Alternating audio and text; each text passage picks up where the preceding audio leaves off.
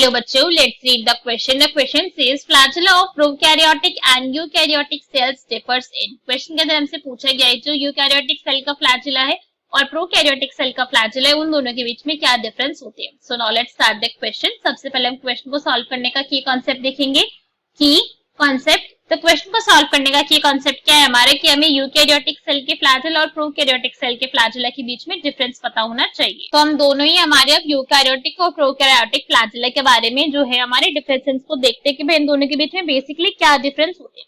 तो अगर सबसे पहले हम स्टार्ट करें कि भाई इन दोनों के जो फ्लैजिला होते हैं वो बने किससे हुए. ठीक है, स्टार्टिंग ऐसे से करते हैं हमारी. तो जो हमारी प्रोकैरियोट्स होती है उसके जो फ्लैजिला है वो किससे बना हुआ है, वो बना हुआ है हमारा फ्लैजिलिन प्रोटीन से. कौन से प्रोटीन से? This protein is known as flagellin protein. ठीक है, इससे इसकी फॉर्मेशन होती है. और अगर हम ये में बात करें यूकैरियोटिक फ्लैजिला की, तो उसकी फॉर्मेशन किससे है, वो बना हुआ है ट्यूबुलिन प्रोटीन से. तो एक डिफरेंस यहीं पे दिख गया कि भाई इनकी जो फॉर्मेशन है वो ही काफी ज्यादा डिफरेंस में है. ठीक है, एक हमारा फ्लैजिलिन प्रोटीन से बना हुआ है तो दूसरा हमारा किससे बना हुआ है, ट्यूबुलिन प्रोटीन से बना हुआ है. अब अगर हम बात करें प्रोकैरियोटिक फ्लैजिला की, तो जो इसके स्ट्रक्चर होते हैं, जो इसके स्ट्रक्चर के कॉम्पोनेंट्स है, यहाँ पे क्या क्या चीजें प्रेजेंट होती है. एक होती है यहाँ पे बेसल बॉडी जिससे अटैच है हमारे ऑर्गेनम से. ठीक है, बेसल बॉडी होती है, यहाँ पे हुक होता है, यहाँ पे एक हुक, एंड यहाँ पे प्रेजेंट होता है एक फिलामेंट. ठीक है, 3 स्ट्रक्चर्स की यहाँ पे आपको प्रेजेंस दिखेगी.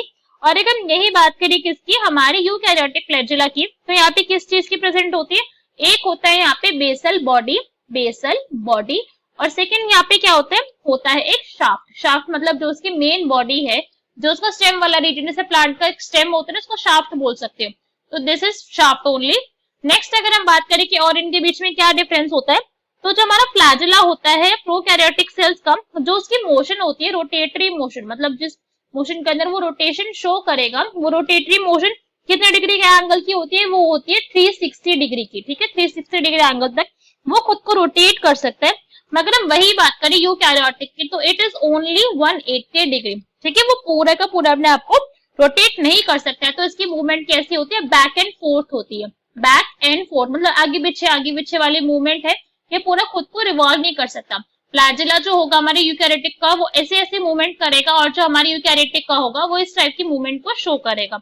ओके, अब अगर हम बात करें कि भाई यहाँ पे किस टाइप की इनकी अरेंजमेंट होती है, इनके अरेंजमेंट के अंदर भी कोई फर्क है या फिर नहीं है. अभी हमने क्या बोलते हैं, यहाँ पे प्रोटीन प्रेजेंट है. अब हमें ये भी पता है कि माइक्रोट्यूब्यूल से बने होते हैं, तो इनके अंदर अरेंजमेंट किस टाइप की होती है, माइक्रोट्यूब्यूल्स. तो जो हमारे प्रोकैरियोटिक का फ्लैजिला होता है, वहाँ पे जो हमारी अरेंजमेंट है वो बहुत ज्यादा सिंपल है. This is only 9+2.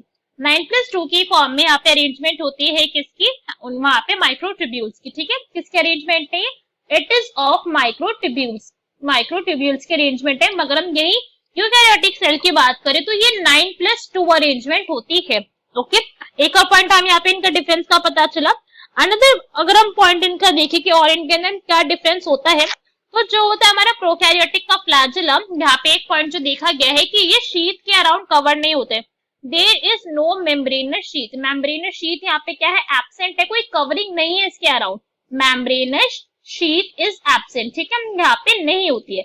बट अगर हम यही बात करें यूकैरियोटिक सेल की, तो यहाँ पे क्या होता है, एक मेम्ब्रेनस शीथ की प्रेजेंस होती है. तो it is present here.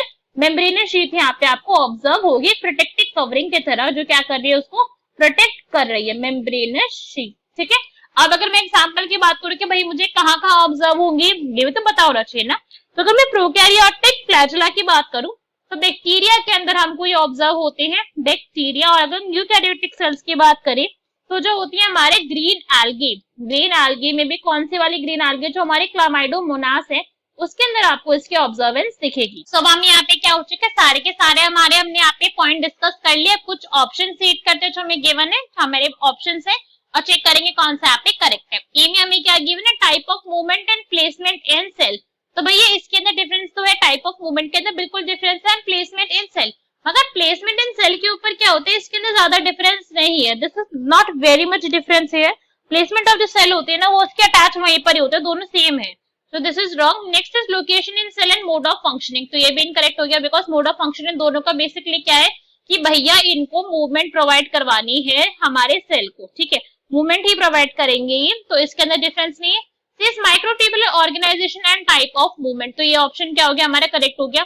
Because major जो यहाँ पे डिफरेंस होता है वो यही होता है कि यहाँ पे जो माइक्रोट्यूब्यूल की अरेंजमेंट है वो डिफर है. प्रोकैरियोटिक के अंदर हमारे 9+0 है और यूकैरियोटिक के अंदर 9+2 है। डी की अगर हम बात करें माइक्रोट्यूबुलर ऑर्गेनाइजेशन एंड फंक्शन, तो ये क्या हो गया हमारा इनकरेक्ट हो गया, बिकॉज इनके अंदर तो डिफरेंस है माइक्रोट्यूबुलर ऑर्गेनाइजेशन के अंदर, मगर फंक्शन के अंदर डिफरेंस नहीं है। So our option number C will be our correct answer. Hope you understood it well. Best of luck. Thank you.